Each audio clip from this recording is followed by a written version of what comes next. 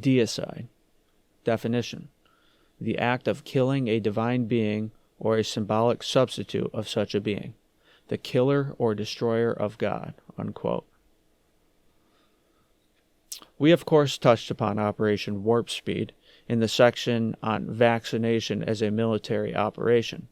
But one thing we have not yet covered regarding it is the fact that the computer software designed for the logistical orchestration of it was called Tiberius, the name of the emperor who, through his governor Pontius Pilate, presided over the crucifixion of Christ. In other words, who murdered the Son of God, having him illegally put to death without having committed a crime. Continuing in this same theme, in 2011, a man named Joey Lambardi, a member of the U.S. Armed Forces Unit Combat Camera, leaked to the public a video of a conference being given in the Pentagon to members of the Department of Defense on how vaccines could be used to cure religious fundamentalism by targeting a certain gene called VMAT2, which through CAT scans they linked to brain activity indicative of religious fundamentalists. In other words, vaccines to root out heretics. This government project was dubbed FunVax, short for Fundamentalism Vaccine. Joey had also released several top-secret government documents related to this project. The authenticity of this video is confirmed by the following 7 points. Number 1. If you research some of the terms discussed in the clip, such as the VMAT2 gene, you'll find it's a genuine scientific hypothesis. See article God Gene on Wikipedia. It can also be established using, for example, this advertisement from the Pentagon seeking contractors, that they use the same letter number system to identify their rooms, just like the ones displayed on the recording of the leaked video. Number 3. According to the authors of the FunVax WordPress blog, quote, an independent group of people that were brought together after hearing Joey Lambardi's story. Each of us know Joey personally, and we can verify that what he claims is true, unquote. Joey was forced to flee the country for his life in 2011 and was subsequently detained in Argentina, never to be heard from again. They were the ones who leaked the original Pentagon video, the transcript of an interview with Joey on how he obtained the documents and the video. And they also have seemingly vanished. Their last post was in 2012. Number 4. Within a short period of time after Joey's disappearance, his mother Ann approached a filmmaker named Ryan Harper at a wedding, who she knew through a mutual acquaintance, and asked him to make a documentary about the whole thing. Harper proceeded to track down and interview many people in the know about the project, including the actual scientist from the FunVax Pentagon video, and also the NIH scientist Dean Hammer, who discovered the VMAT2 gene. Number 5. Not only has the Pentagon video itself been subject to much censorship on social media platforms, Ryan Harper also suddenly went silent sometime around 2012. Even though the documentary was evidently completed and released in digital format to those who donated $30 or more for the crowdsourced funding, see previous link from the documentary's Kickstarter page, it was never publicly released. Furthermore, his website, saltydogstudios.net, is no longer online. I tried to call the number listed for him on buzzfile.com and got a recording that it was, quote-unquote, not in service. Number 6.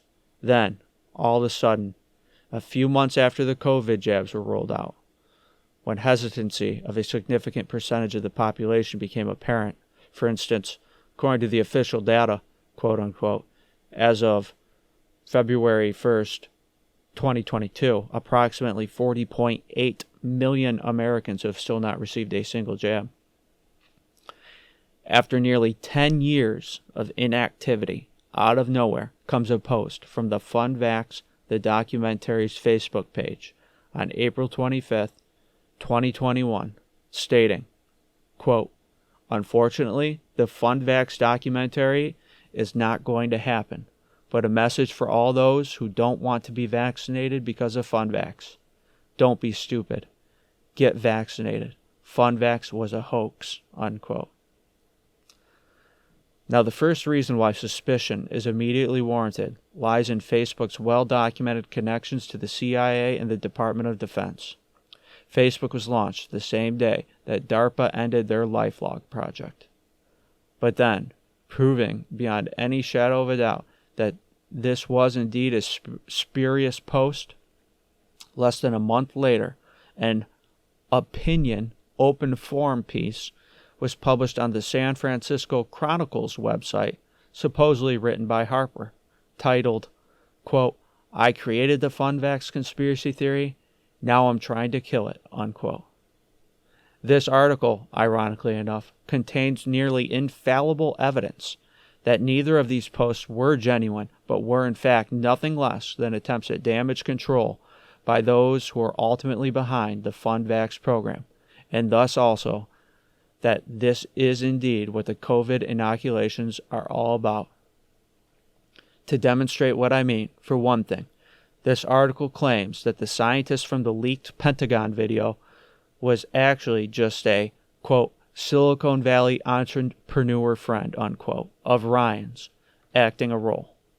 Now, if the author truly wanted to put the nail in the coffin on the FunVax, all they would have to do is disclose the alleged actor's name.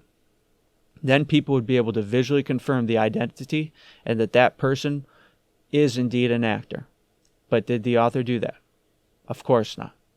Furthermore, the person writing as Ryan Harper claims in the article, quote, "In the film itself," i.e. Harper's documentary, "I then dissected this YouTube video, i.e. the Pentagon video, and proved that it had been doctored.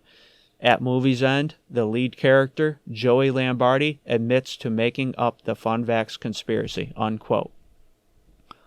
Well, that's incredibly fascinating, because that means all he'd have to do is release those supposed clips from the documentary, and it would indeed be case closed once and for all, which again, he of course did not do. This is especially significant because the person who posted on the FunVax documentary Facebook page and in the San Francisco Chronicle is purporting to be writing from a moral imperative. Therefore, there's absolutely no reason why, if genuine, they would not at the very least release those clips of the quote-unquote debunking segments supposedly contained in the documentary, unless these recent posts are in fact spurious. Especially since it appears the documentary was already released in digital format as documented above. Thus, it would literally take less than 10 minutes to cut and publish those clips. It also must be asked, Harper, being a filmmaker, if he was indeed alive and well, why would he not instead record a video for release on his FunVax Doc YouTube channel, indicating it was a hoax? After all, that would be a lot less work than writing and editing an article, given that such an approach tends to fussing over words, having to correct typing and formatting errors, etc. Also, if the FunVax documentary actually contained footage of Joey confessing to being an actor and having made it all up, which would make it an acknowledged mockumentary from the very beginning, why in the crowdsourcing trailer does Harper speak of Lombardi in such a way that it comes across like he was indeed a genuine whistleblower who went missing, just as relayed on the independent FunVax blog? And furthermore, why does the crowdsourcing video specifically make statements lambasting those who doubted the authenticity of the Pentagon video? These are questions which, for obvious reasons, cannot possibly be answered. Number 7. It turns out FunVax is not the first program that called for the use of vaccinations to destroy spirituality. The occultist Rudolf Steiner espoused these ideas in lectures on several occasions in the early 1900s. See also the article, Obama Administration Admits to Anti-Terrorism Vaccination Program, and the medical paper, Genospirituality, genetic engineering for spiritual and religious enhancement, etc. And indeed, already there's been reports that people who've taken the COVID jabs have experienced such symptoms. For instance, one person who took the AstraZeneca vaccine proclaimed, quote, "They've killed God. I can't feel God. My soul is dead," unquote. And once again, can it be merely a coincidence that just months before COVID, the Jesuit-educated Cuomo and Newsom passed legislation barring religious exemptions from vaccine mandates in their respective states? And do you remember that AI Jesus we mentioned earlier that was created by that other Jesuit-educated stooge just before the vaccines were rolled out? Interestingly enough, it turns out that one of its quote-unquote prophecies was, quote, "The Lord shall be killed," unquote. This is very fascinating because the title given to Judas Iscariot, who betrayed Christ, i.e., God manifest in the flesh, 1 Timothy 3:16, was the son of perdition, John 17:12. And this is the same title given in the Bible in prophecy to whomever occupies the office of the Pope at any given time, 2 Thessalonians 2, verses 3-4. Therefore, since Jesus said those who persecute his people will ultimately be guilty of doing it to him, Matthew 25, verse 40-41, it logically follows that the Antichrist would come up with a program that seeks to dethrone God from the temple of his dwelling, the human body, 1 Corinthians 3:16-17, 1 Peter 2:5, Matthew 28:20, John 4:21-24. And of course, the reason these people want to kill God and the people in whom he dwells is ultimately because they hate God, and moreover, because they themselves want to be God. So that's it. And I will keep you guys posted, and hopefully more to come. God bless.